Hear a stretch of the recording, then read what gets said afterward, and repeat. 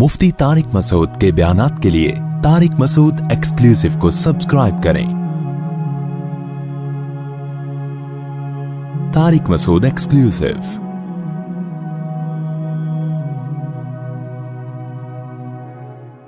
सत्रह साल का बच्चा हो गया है, अब्बा बयान में जाने नहीं देते। अब्बा कहते हैं स्टडी करो भाई, स्टडी भी करो, बयान में भी आओ।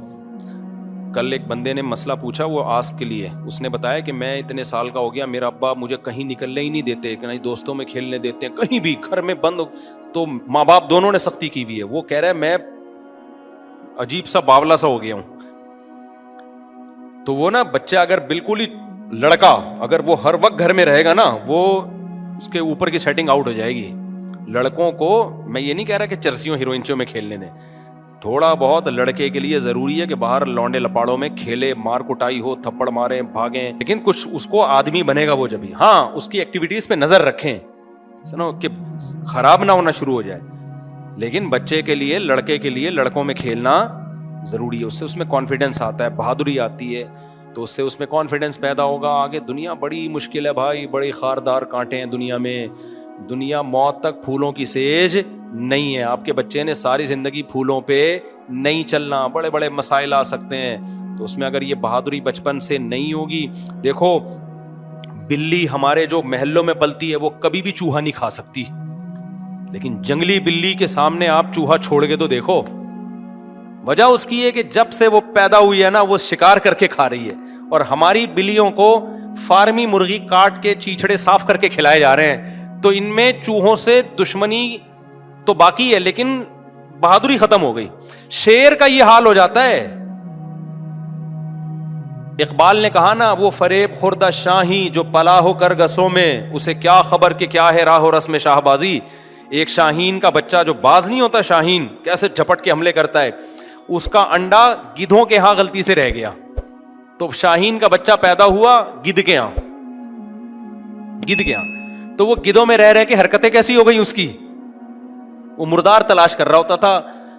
तो जब वो शाहीनों को देखता कि वो ऐसे उठते हैं, झपटते हैं, तो वो हैरान होता, यार मेरी शक्ल भी ऐसा ही है, लेकिन मैं तो ये कर ही नहीं सकता। भाई क्यों नहीं कर सकता?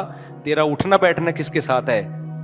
गिद्धों के साथ। वो एक आदमी अपना बकरा बेच रहा था, और कुर्बानी का बकरा ना, उसने कहा ये ऐसा बकरा है, इसको आप यूं बोटी फेंको झपट के खाता है।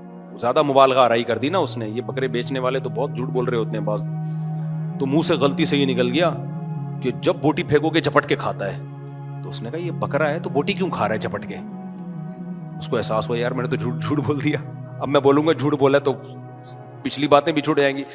तो बात बदलने के लिए कहते हैं असल में है तो बकरा, लेकिन इसका ज्यादातर उठना बैठना कुत्तों के साथ रहा है। इसका उठना बैठना ज्यादातर किसके साथ रहा है? कुत्तों के साथ। तो जो जिसके साथ, जिस तबके के साथ रहेगा, उसमें वही वाली सिफात पैदा होंगी। मेरे पास एक वो शख्स आया जो नहीं होते, जो बेचारे मुखन्नस होते हैं, मर्द था लेकिन औरत बन गया वो। उसने मुझे अपने बचपन का वाकया सुनाया कि मेरे अंदर, मैं मर्द पैदा हुआ लेकिन मैं अपनी कज़नों के साथ खेलता था, अपनी बहनों और कज़नों के साथ। मेरे माँ बाप ने मुझे लड़कों में नहीं खेलने दिया।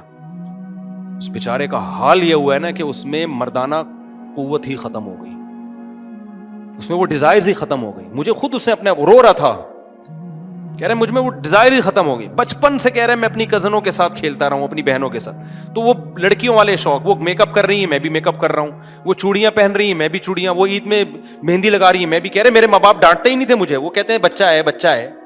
बहती जेवर में मौलाना सलवी थानवी ने लिखा है कि अपने लड़कों को लड़कियों में खेलने मत दो, उनको बोलो बेटा तुम मर्द हो, माशाल्लाह मर्दों में जाके खेला करो। तो अगर बचपन में ये सब चीजें हो ना, तो बच्चों की फितरत क्या हो जाती है, वो बेचारे ऐसी चेंज हुई है उसकी कि कह रहे मेरी जिंदगी तबाह हो गई, डिजायर्स खत्म हो गई उसमें। तो फिर वो, और फिर उसको ये मुखन्नस लोग ले गए, जो हिजड़े होते हैं ना, ये ले गए उठा के उसको, फिर ऑपरेशन करवा के वैसे ही वो बर्बाद हो गया बेचारा। रो रहा था, कह रहा बिल्कुल जिंदगी जो है ना वो हमारी फीकी जिंदगी है। फिर उसने बताया कि ये जो लड़के ऑपरेशन करवा के मर्दानगी खत्म करते हैं, मेरी तरफ से इनको नसीहत करो कि इनके पास पैसा तो आ जाता है लेकिन इनकी जिंदगी में जज्बात खत्म। कहते हैं हम जब मर्द और औरत को देखते हैं ना, मियाँ बीवी को बच्चों के साथ फैमिली के साथ जा रहे हैं, दिल पे आरे चलते हैं कि मर्द ना होते कम से कम औरत ही हो जाते, कोई फैमिली तो होती, बच्चे होते, शौहर होता। کہہ رہے ہیں کسی عورت کو دیکھتے ہیں اپنے شوہر کے ساتھ جا رہی ہے تو ہمارے دل پہ آرے چلتے ہیں, کسی مرد کو دیکھتے ہیں بیوی کے ساتھ جا رہا ہے تو دل پہ آرے چلتے ہیں. یہ اتنی بڑی نعمت ہے مرد یا عورت بنا دینا.